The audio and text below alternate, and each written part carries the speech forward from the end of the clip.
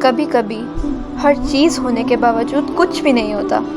ہر چہرہ مسکراتا ہے لیکن دل کی گہرائیوں میں ایک خلا ہوتا ہے جو کبھی بھر نہیں پاتا۔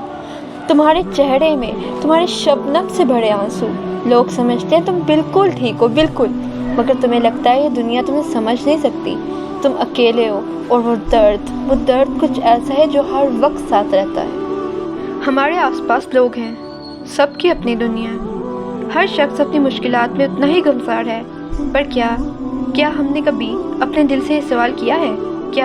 کیا میں کسی کو اپنا درد سمجھا سکتی ہوں؟ زندگی کے ہر موڈ پہ ہم پر چہرے ڈالے جاتے ہیں، ہم بس اپنے آپ کو پروف کرنا ہوتا ہے، ہر وقت، ہر لمحہ ہمیں بس ثابت کرنا ہے کہ ہم قابل ہیں۔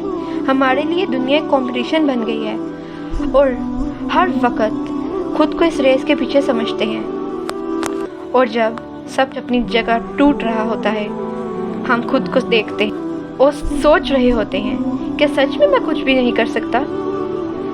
ہمارے اندر جو ایک خالی پن ہے وہ دکھائی نہیں دیتا، لیکن وہ ہر پل ہمیں چپ کر مار رہا ہوتا ہے۔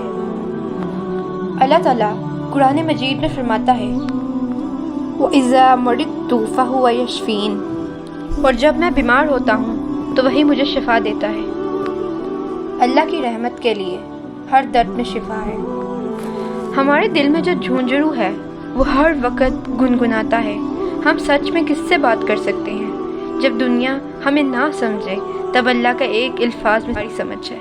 اللہ تعالیٰ قرآن مجید میں فرماتا ہے الذین آمنوا وتطمئن قلوبهم بذکر اللہ الا بذکر اللہ تطمئن القلوب، دل کا سکون صرف اللہ کے ذکر میں ہے۔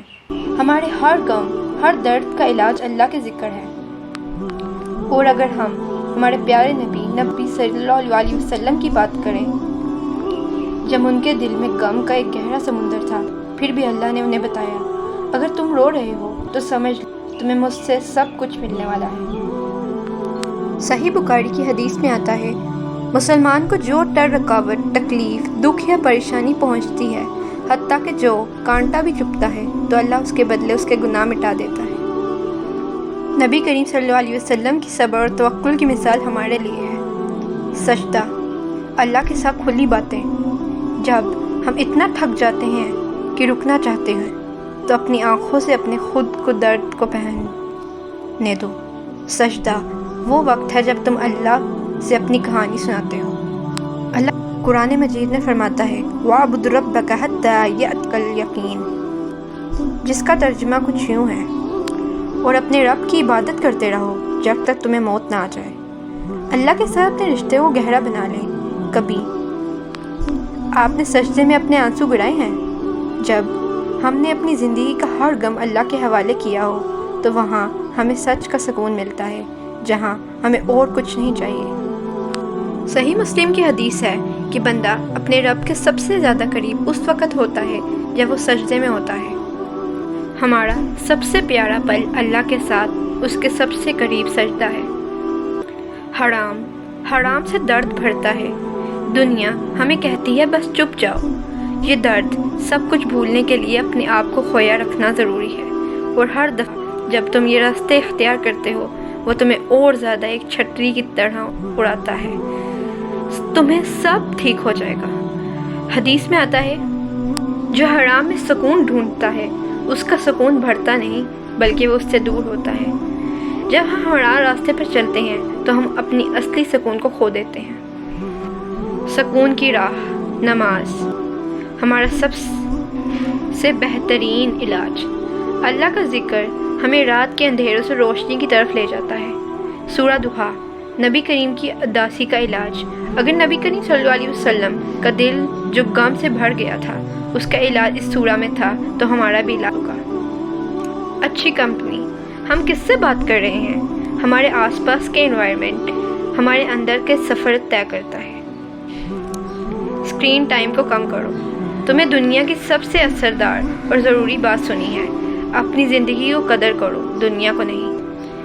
سجدہ، اپنے رب کے آگے جھک جاؤ، اس کے آگے آنسو بہاؤ، لوگوں کے آگے نہیں۔ صدقہ، جب تم دوسروں کو مسکراہٹ دیتے ہو تمہارا اپنا درد بھی کم ہو جاتا ہے۔ تمہارے دل کا سکون اس وقت آتا ہے جب تم دوسروں کے لیے فرق ڈالتے ہو۔ دعا تمہارا راز، جب تم اپنے لفظوں کو اللہ تک پہنچاتے ہو، تمہارا درد اس وقت پوری رات سے گزرتا ہے اور نئی صبح تمہارا انتظار کر رہی ہوتی ہے۔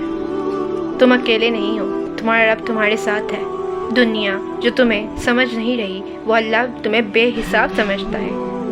قرآن پاک میں اللہ فرماتا ہے ان مع العسر یسرا، ہر مشکل کے ساتھ آسانی ہے۔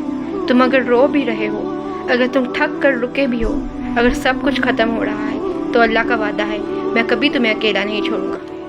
زندگی کی مشکل راہوں پر اگر تم اپنی آنکھوں میں خدا سے امید بھرتے ہو تو یاد رکھو فجر کی صبح ضرور آئے گی اور تم خود کو دوبارہ پاؤ گے ایک نئے نور کے ساتھ۔